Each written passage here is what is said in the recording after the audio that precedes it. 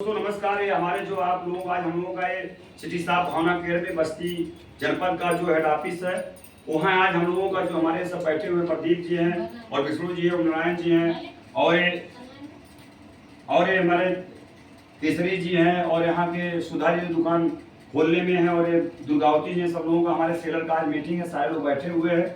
तो आज हम लोगों का जो मीटिंग होने वाला है, 2 लोगों का नियुक्ति किया जा रहा है। जैसे सिस्टम 2 सिस्टम से सिटी स्टाफ भावना केयर चल रहा है। एक तो जो हम लोगों का मेंबर बनाने का काम हो रहा है, उसको कस्टमर को बनाने का काम हर गांव में, वो काम हमारे नारायण जी देखेंगे। बाकी जो थोक विक्रेता के रूप में जितनी भी हमारे दुकानें खुल रही हैं, ये हमारे भाई विशाल जी हैं जो मतलब सत्संग से जुड़े भी हैं और ईमानदारी से लगभग 10-15 दिन कारोबार इनका देखा भी गया। तो हर जगह से कस्टमर लोग भी संतुष्ट हैं और हमारे सेलर भी संतुष्ट हैं। तो आज हम ये चाहेंगे कि जैसे आज ये मैटर की पहली मीटिंग बुलाई गई है, लेकिन ये सेलर मीटिंग चलता रहेगा आप लोगों को। लेकिन एक बात ध्यान दीजिएगा आज के बाद से कि अगर 10 बजे कहा जा रहा है 10 बजे आप लोग सब पहुंचने की कृपा करिए। 11 बजे कहा जा रहा है 11 बजे पहुंचने का कृपा करिए। नहीं तो जो दुकान है, सरकारी सिस्टम है, दुकान निरस्त होने में 1-2 बार हुआ तो निरस्त हो जाएगा। तो जो आप लोगों का फीस फास दूसरे को है, क्योंकि बना बनाया एरिया है, कहीं भी किसी को हम दुकान चलवा सकते हैं, कोई हमको दिक्कत नहीं है। केवल अपने जीवन को हम लोगों को सुरक्षा से देखना है। तो चलिए हम विशाल इससे परिचय करा रहे हैं। आप हमारे सेलर भी बैठे हुए हैं। तो जैसे आपसे विशाल जी, सारे लोग जैसे प्रदीप जी हैं जो बहादुरपुर ब्लॉक की तरफ देख रहे हैं, हमारे विष्णु जी हैं जो लगभग इधर रुदौली की साइड से आते हैं। आपके जितने भी सेलर हैं तो आपको पूरे जनपद में सप्लाई देना है। तो आप अपना पूरा परिचय दे करके एक बार, और सबको कैसे कैसे सप्लाई देंगे, क्या क्या सुविधा देंगे, कैसे ऑर्डर लेना है, कैसे देना, उस पर चर्चा करिए। उसके बाद बाकी का बात आपको हम बताएंगे। सबसे पहले गुड मॉर्निंग दोस्तों। सबसे पहला नंबर तो अपने लिए सभी लोग इतने दूर दूर से आए हैं, ताली बजाइए। नाम विशाल है और ग्राम सोनाटी बुजुर्ग से रहने वाले हैं और दुकान यहाँ पे आवाज विकास टीवी टावर के पास है हमारी। 1 साल से हमारी दुकान खुली हुई है और इसमें महात्मा जी का सहयोग है कि कंटिन्यू हमको बताते रहे। हमको नहीं समझ में आ रहा था, लेकिन अभी इस समय समझ में आया है। उसके बाद हमको ये सौंपे पूरे डिस्ट्रिक्ट के का थोक में काम करने के लिए शुरुआत, और कायदे से समझाए हमको, उस चीज़ को हमने भी समझा। इसी के लिए हम पूरे जिम्मेदारी लिए हैं पूरे बस्ती में पहुंचाने का थोक।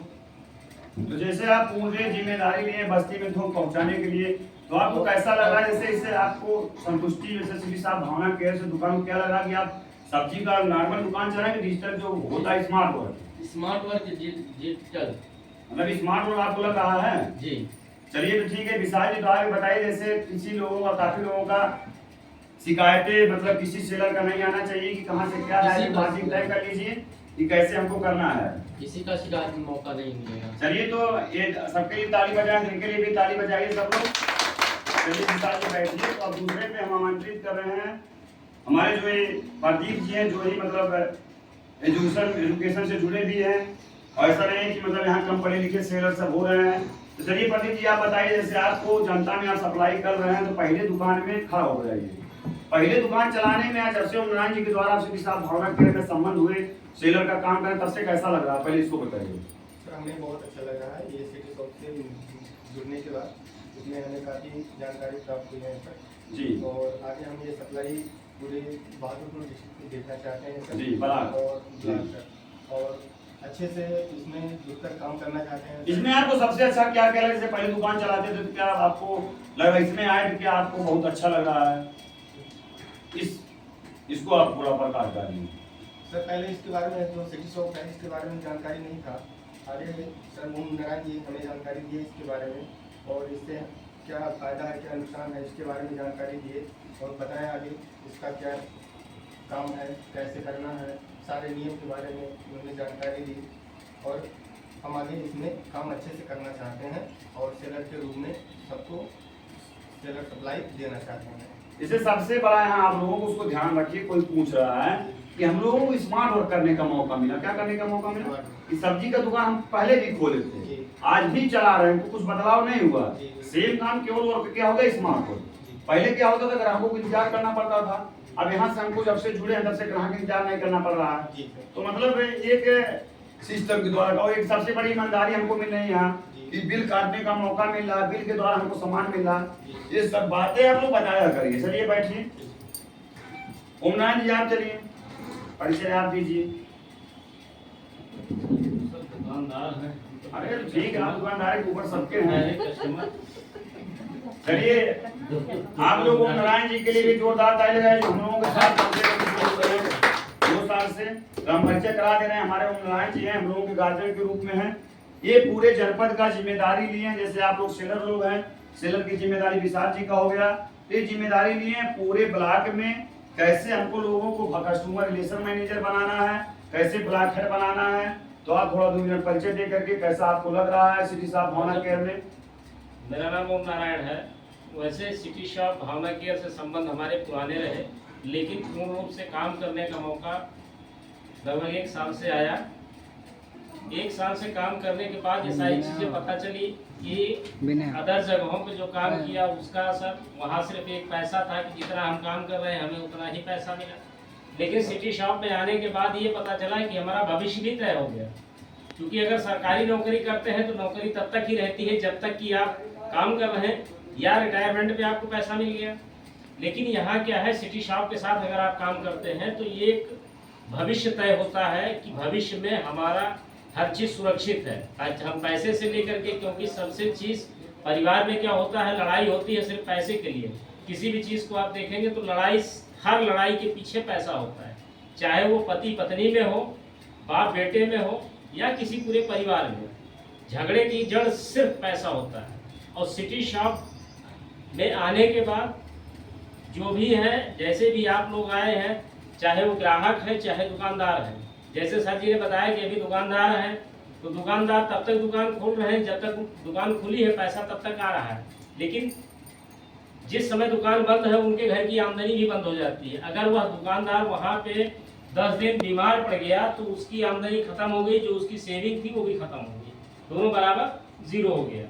लेकिन इस सिटी शॉप भावना केयर के साथ जुड़ने के बाद अगर वो काम कर रहे हैं तो अगर किसी भी आपत्ति स्थिति में आपत्ति विपत अगर पड़ी है, उस स्थिति में अगर ये पहुंचते हैं तब भी यहाँ से पैसा उनको मिलता रहेगा, जो भविष्य पूरे तरीके से सुरक्षित हो जाता है। यहाँ भले ही हम थोड़ा सा प्रयास, अभी शुरुआती चरण है, समस्याएं आएंगी, क्योंकि यही कहा जाता है जब तक आप जिंदा है तब तक निंदा है, मरने के बाद तो तारीफ ही तारीफ है।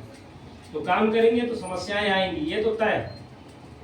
चाहे वो दुकानदार को हो चाहे ग्राहक को हो, समस्या सबके लिए आएगी। लेकिन वो हमारा काम उस समस्या से लड़ के आगे निकल जाना।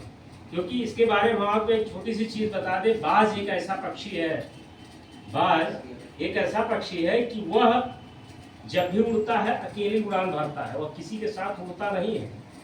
लेकिन कौवा ही एक ऐसा पक्षी है जो बाज के सिर पे चोंच मार सकता है, लेकिन बाज उस कौवे से लड़ता नहीं है।